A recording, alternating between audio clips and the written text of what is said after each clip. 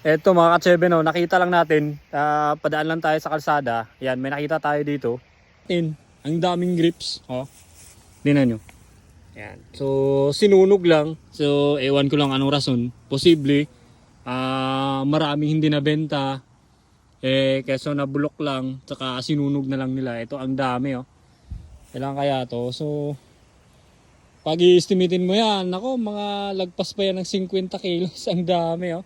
Sinunog lang sa gilid ng kalsada. Ayan. Kasi papunta tayo dun sa tambayan natin eh. Dun sa may dulo na dun. So punta tayo dun. Nakita natin. Ito. Ang daming grip sinunog lang. Ito rin yung farm sa gilid lang din. Ayan. Dami. Ang dami. Sayang oh. Kung sa Pinas lang sana to. Pwede ito ipamigay.